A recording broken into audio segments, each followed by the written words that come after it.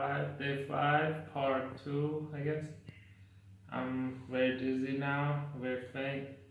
I think it's time for a tiny refeed. I'm gonna listen to my instincts on this one because if you feel like you're gonna pass out and you can't function too bad, I think it's a good time to eat a little bit. We're not trying to kill ourselves here. Let's see how this works. I'm barely on ready to break the egg. This is a raw egg, by the way.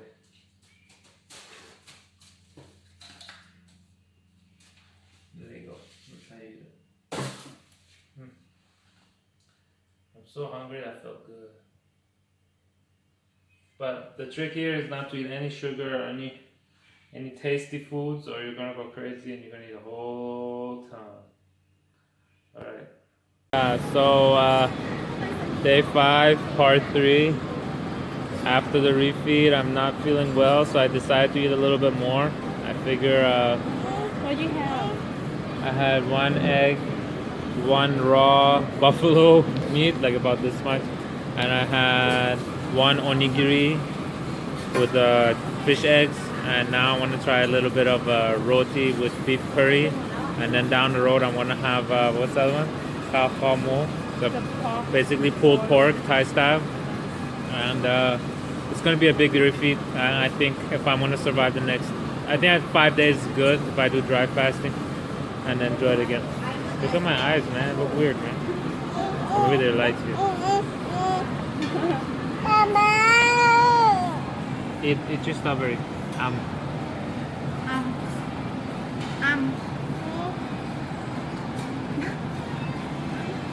Yeah. I got some roti. Sorry I started filming without you guys. But yeah, I'm being a little bitch right now. Being a little bitch. Look at this. Good though.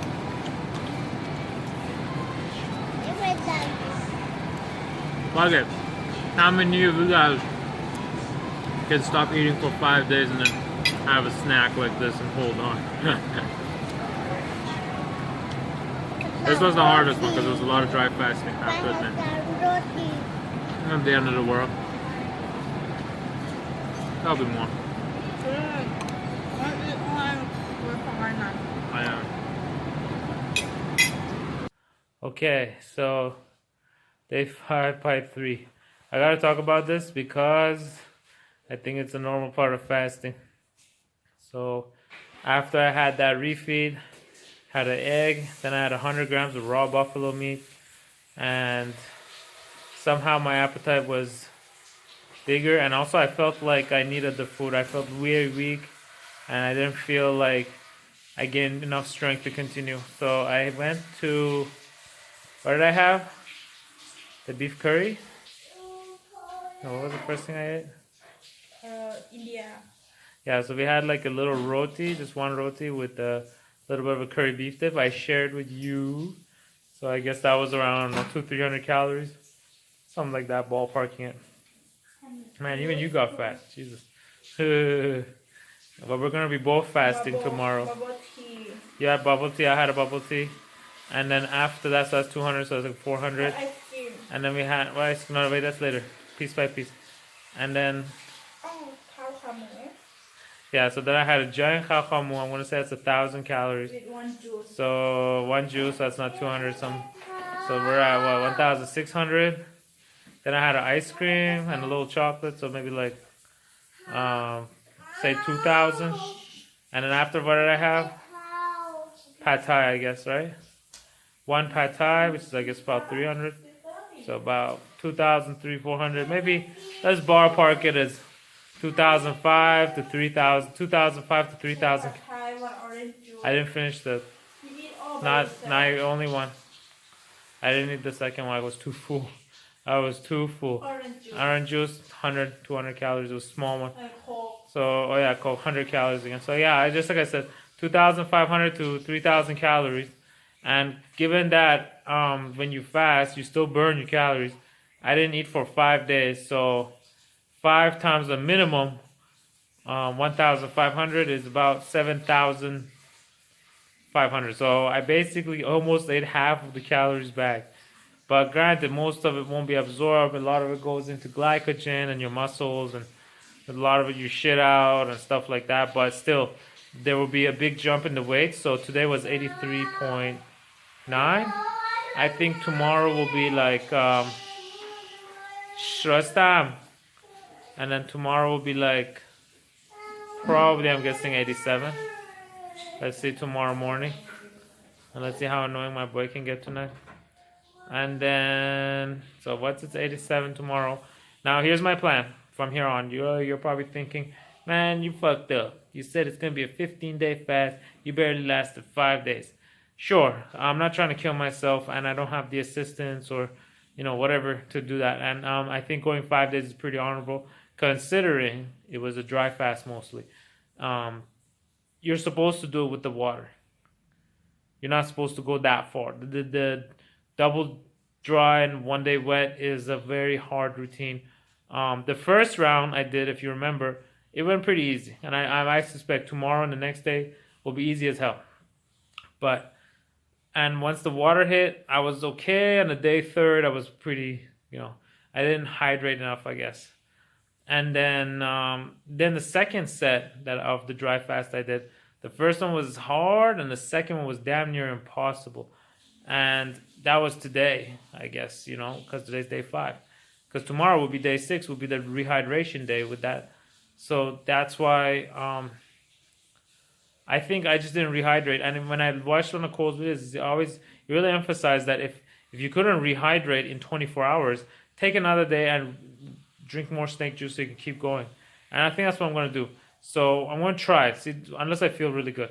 I'm going to go do a 48-hour dry fast and then start with a 24-hour rehydration.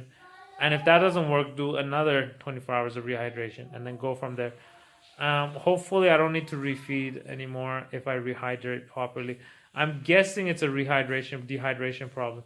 Because even today, I noticed that like after I woke up, I urinated like 3 times. Like 3 cups. I went from, it was like 84.5 to like 83.2 or something. It really dropped fast. So it kind of, and after that I felt super, super weak. I didn't want to get up. I didn't want to walk around. I was very dizzy and lightheaded, and I wasn't sharp at all. So, and I was feeling very weak. Then I didn't, by towards the end, like the evening, like 4 p.m., I wasn't feeling right at all. I wasn't able to get off from the chair and turn stuff around. And I figured, it's not good to be that weak. It's probably detrimental. Something's happening. So the body's starting to shut down. So I figured I'd eat something, but looked like my refeed got a little bit out of hand. But thankfully, your stomach can only fit so much in there before it starts to reject food, and then you're just done with eating. Hopefully it doesn't affect my sleep too much, because I remember every time I fill to my maximum capacity, it's a little hard to sleep. But right now I feel okay. I feel actually pretty good. It energized me. But one thing I want to know, when I ate the raw buffalo with the blood and everything and had in it, that just woke me right the fuck up. And no matter what I ate after that, it wasn't the same. Like I had some pulled pork and it was okay. It was pretty good, but it was nothing like the raw buffalo and the raw eggs. Like that stuff is still maximum energizing foods. And when I even had like the noodles or whatever, like the other more processed foods, like I felt like I was eating nothing. I was just eating, and it just didn't sit right. Like I craved probably the salts in it, and that's why I ate it. But there's not much else to it.